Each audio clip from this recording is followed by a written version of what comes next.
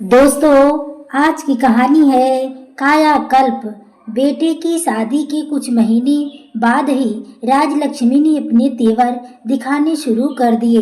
रोज रोज की कलह से परेशान बेटा बहू ने अलग से घर ले लिया, लेकिन 15 दिन के अंदर ही राजलक्ष्मी को ऐसी खबर मिली जिससे उनके स्वभाव में अचानक परिवर्तन आ गया। खिड़की से बाहर झांक रही राजलक्ष्मी ने एक अनजान युवक को गेट के सामने मोटरसाइकिल रोकते हुए देखा। शिव, तू यहाँ क्या कर रहा है? सामने की फ्रंट की बालकनी में खड़े आलोक जी ने ऊंची आवाज में मोटरसाइकिल सवार से प्रश्न किया। यार, एक बुरी खबर देने आया हूँ। क्या हुआ? विश्वकर्मा सर के ट्रैक से एक्सीडेंट हुआ जिसमें वह मर गए। खिड़की में खड़ी राजलक्ष्मी जी ने अपने पति प्रमोद जी के बाजार से घर लौटने का ही इंतजार कर रही थी। शिव के मुंह से यह सब सुनकर उनके दिमाग को जबरदस्त झटका लगा। विधवा हो जाने के एहसास से उनकी चेतना को लकवा मार दिया और वह धड़ाम से फर्श पर गिरी और बेहोश हो गई। छोटे बेटे गगन और बेटी निहारिका के प्रयासों से कुछ देर बाद जब राजलक्ष्मी जी को होश आया तो उन लोगों की आंखों से बहते आंसुओं को देखकर उनके मन की पीड़ा लौट आए और वह अपनी बेटी से लिपटकर जोर जोर से रोने लगी। इस समय प्रमोद जी ने कमरे में प्रवेश किया। पति को सही सलामत देखकर राजलक्ष्मी जी ने मन ही मन इष्टदेव को धन्यवाद देने लगी। हैरानी से मिले जुले भाव महसूस कर फिर पति को सवालिया नजरों से देखने लगी। राजलक्ष्मी हाय लुट गए, कंगाल हो गए। आज राजू पत्नी के कंधों पर हाथ रखकर वह किसी छोटे बच्चों की तरह भी रोने लगे थे। राजलक्ष्मी जी की समझ में आ गया कि शिव उनके बड़े बेटे राजू की दुर्घटना में असमय मौत का खबर लाया था। इस नए सदमे ने उन्हें गूंगा बना दिया और ना ही कुछ बोल पाई। इस मानसिक आघात ने उनके सोचने समझने की शक्ति पूरी तरह से छीन ली थी। करीब 15 दिन पहले ही राजू अपनी पत्नी नैना और 3 साल की बेटी रोहिणी को अपनी कार से ले गए। कुछ दूसरे पड़ोसी प्रमोद जी और गगन के साथ उसे अस्पताल में ले गए जहां राजू की मौत हो गई थी। अपनी बहू नैना से गले लगकर रोते हुए राजलक्ष्मी जी बार बार एक ही बात कह रही थी, मैं तुम दोनों को घर से जाने को मजबूर ना करती तो आज मेरे राजू के साथ यह हादसा ना होता। इस अपराध बोध ने राजलक्ष्मी को तिराहे तक गहरी उदासी का शिकार बनाए रखा। इस कारण वह सांत्वना देने आ रहे लोगों से न ठीक से बोल पाती और न ही अपनी गृहस्थी की जिम्मेदारियों को उन्हें कोई ध्यान आता। ज्यादातर वह अपनी विधवा बहू का मुरझाया हुआ चेहरा निहारते हुए आंसू बहाने लगती। कभी कभी रोहिणी को छाती से लगाकर खूब प्यार करती, पर आंसू तभी उनकी पलकों को भिगोए रखते। 13वीं के दिन मानो वर्षों की बीमार नजर आ रही राजलक्ष्मी क्रियाशील होती नजर आ रही थी। सबसे पहले गगन और उनके दोस्तों की मदद से पिकअप में भरवाकर राजीव का सारा सामान किराए के मकान से वापस मंगवा दिया।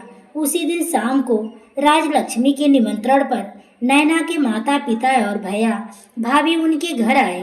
राजलक्ष्मी ने सबको संबोधित कर गंभीर लहजे में कहा, पहले मेरी और नैना की बनती नहीं थी, पर अब आप सब लोग निश्चिंत रहें। हमारे बीच किसी भी तरह का टकराव अब आप लोगों को देखने सुनने को नहीं आएगा। आंटी, मेरी छोटी बहन पर दुखों का पहाड़ टूटा है। अपनी बहन और भांजे की सहायता करने से मैं कभी पीछे नहीं हटूंगा। नैना के भाई राजकुमार ने भाव विभोर होकर अपने दिल की इच्छा जाहिर की। आप सबको बुरा ना लगे तो नैना और रोहिणी को अपने साथ भी आकर रह सकती हैं। नैना के पिता सूबेदार जी ने हाथ जोड़ते हुए अपना प्रस्ताव रखा। राजलक्ष्मी उनकी बातें खामोश होकर सुनती रही। वह नैना के मायके वालों की आंखों में छाया चिंता के भाव को आसानी से पढ़ सकती थी। नैना के साथ पिछले 6 महीना में राजलक्ष्मी के संबंध बहुत ज्यादा बिगड़ गए थे। गगन की शादी करीब 3 महीने बाद होने वाली थी। नई बहू आने की बात को देखते हुए राजलक्ष्मी ने नैना को और ज्यादा दबा कर रखने के प्रयास तेज कर दिए थे। इस घर में रहना है तो जो मैं चाहती हूँ वही करना होगा, नहीं तो अलग हो जाओ। रोज रोज की ऐसी धमकियों से तंग आकर राजीव और नैना ने अलग मकान लिया था। उनकी बेटी सास के हाथों अब तो और भी दुखी रहेगी। नैना के माता पिता के माँ के इस डर को राजलक्ष्मी भली प्रकार समझ रही थी। उनके इस डर को दूर करने के लिए ही राजलक्ष्मी ने अपने खामोशी को तोड़ते हुए भाव लहजे में कहा, मेरा बेटा हमें छोड़कर चला गया है तो अब अपनी बहू को मैं बेटी बनाकर रखूंगी। मैंने मन ही मन कुछ फैसला लिया है जिन्हें पहली बार मैं आप सभी के सामने उजागर करूंगी। आंखों से आए आंसुओं को पोंछते हुए राजलक्ष्मी सबकी आंखों का केंद्र बन गई। प्रमोद जी, गगन और निहारिका के हाव भाव से साफ साफ पता चल रहा था कि जो राजलक्ष्मी कह रही हैं इसका अंदाजा उन्हें भी न था। गगन की शादी होने से पहले ही नैना के लिए अब हम छत पर 2 कमरों का सेट तैयार करवाएंगे ताकि वह देवरानी के आने से पहले या बाद में जब चाहे अपनी रसोई अलग कर ले। इसके लिए नैना आजाद रहेगी। अतीत में मैंने नैना के नौकरी करने का सदा विरोध किया, पर अब मैं चाहती हूँ कि वह आत्मनिर्भर बने। मेरी दिली इच्छा है कि वह बीएड का फॉर्म भर और अपनी काबिलियत की तरफ बढ़े। आप सबके सामने नैना से कहती हूँ कि अब अपनी माँ समझी जीवन की कठिन राहों पर मजबूत कदमों से आगे बढ़ाने के लिए उसे मेरा सहयोग, सहायता, आशीर्वाद सदा उपलब्ध रहेगी। राजलक्ष्मी जी के स्वभाव में आया बदलाव सबको हैरान कर गया। उनके मुंह से निकले शब्दों में छुपी ममता भरी ईमानदारी सभी के दिलों को छूकर उनकी पलकें नम कर गई। एक तेज तर्रार झगड़ालू घमंडी स्त्री का इस कदर कायाकल्प हो जाना सभी को विश्वास नहीं लग रहा था। नैना अचानक अपनी जगह से उठी और राजलक्ष्मी के पास आ बैठी। सास ने बाहें फैलाए, बहू उनकी छाती से लगकर रोने लगी।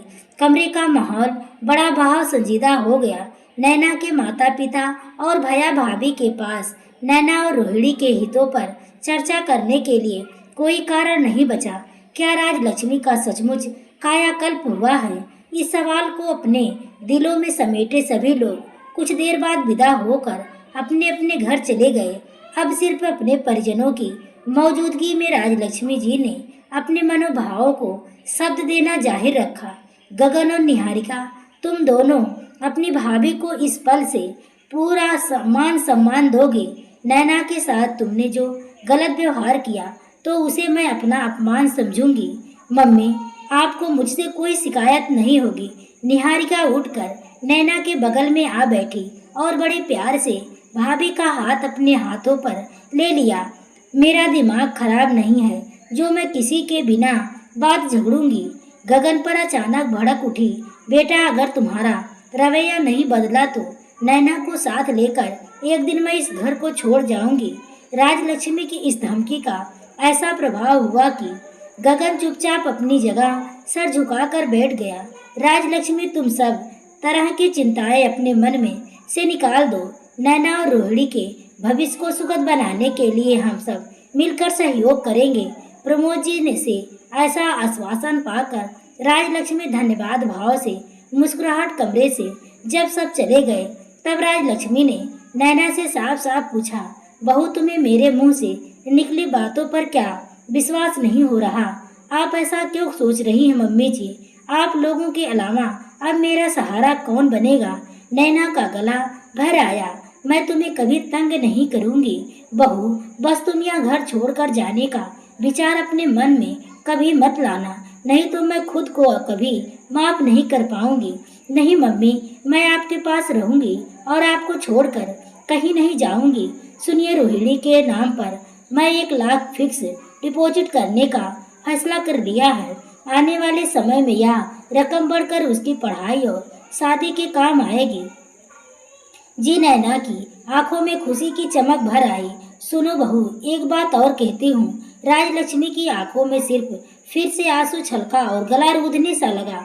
करीब 4 साल पहले तुमने इस घर में दुल्हन बनकर कदम रखा था और मैं वादा करती हूँ कि उचित समय और उचित लड़का मिलने पर तुम्हें डोली में बिठाकर यहाँ से विदा भी कर दूंगी। जरूरत पड़ी तो रोहिणी को अपने दादा दादी के पास रहेगी और तुम अपनी नई गृहस्थी बसाना। मम्मी जी और कुछ मत कहिए। आप, नैना ने उनके मुंह पर अपना हाथ रख दिया। मुझे विश्वास हो गया कि रोहिणी और मैं आप दोनों की छत्र छाया में यहाँ बिल्कुल सुरक्षित हूँ। मुझ में दूसरी शादी करने में जरा भी दिलचस्पी कभी पैदा नहीं होगी। नैना अपने सास ससुर के लिए जब चाय बनाने चली गई तो प्रमोद जी ने राजलक्ष्मी का माथा चूमकर उसकी प्रशंसा की। आज तो मैंने देखा सुना उस पर मुझे आश्चर्य हो रहा है, साथ ही गर्व ही कर रहा हूँ। एक बात पूछें? राजलक्ष्मी ने पति के कंधे पर हाथ रखते हुए आंखें मूंद ली। तुम्हारी सोच, तुम्हारा नजरिया, तुम्हारे दिल के भाव अचानक किस तरह कैसे बदल गए? आप मुझ में आए बदलाव का क्या कारण समझते हैं? आंखें बंद किए ही राजलक्ष्मी बोली, मुझे लगता है राजीव की असमय हुई मृत्यु ने तुम्हें बदला है, पर फिर वैसा ही बदलाव मेरे अंदर क्यों नहीं आया? राजीव इस दुनिया में नहीं रहा, यह जानने से पहले मुझे एक और जबरदस्त सदमा लगा था। क्या आपको उसकी याद है? हाँ, जो लड़का बुरी खबर लाया था वह राजीव का जूनियर था और तुम समझी कि वह कोई मेरा छात्र है और मेरे न रहने की खबर लाया। दरअसल गलत अंदाजा लगाकर मैं बेहोश हो गई। फिर मुझे धीरे धीरे होश आया तो मैंने मन ने काम करना शुरू किया। सबसे पहले निराशा और असुरक्षित हो जाने के बाद मेरे दिमाग को झटका लगा था। मन में गहरी पीड़ा होने के बावजूद अपनी जिस जिम्मेदारी का मुझे ध्यान आया वह निहारिका की शादी का था। कैसे पूरी करूंगी मैं यह जिम्मेदारी? मन में यह सवाल उपजा तो जवाब में सबसे पहले राजीव और नैना की शक्लें उभरी थी। उनसे मेरा लाख झगड़ा होता रहा, पर मुसीबत के समय मन को उन्हीं दोनों की याद पहले आई थी। पहले मन की बातों को राजलक्ष्मी जी बड़े धीरे धीरे बोलते हुए पति के साथ बांट रही थी। प्रमोद जी खामोश रहकर राजलक्ष्मी के आगे बोलने का इंतजार करने लगे। राजलक्ष्मी ने पति की आंखों में देखते हुए भावुक लहजे में कहा, मेरे बेटे बहू मुसीबत में मेरा मजबूत सहारा बनेंगे। अगर मेरा यह उम्मीद भविष्य में पूरी ना होती तो मेरा दिल उन दोनों को कितना कोसता। एक पल रुककर राजलक्ष्मी फिर बोली, असली विपदा का पहाड़ तो नैना के सिर पर टूटा था। मेरी ही तरह क्या उसने भी उन लोगों का ध्यान नहीं किया होगा जो इस कठिन समय में उसके काम आएंगे?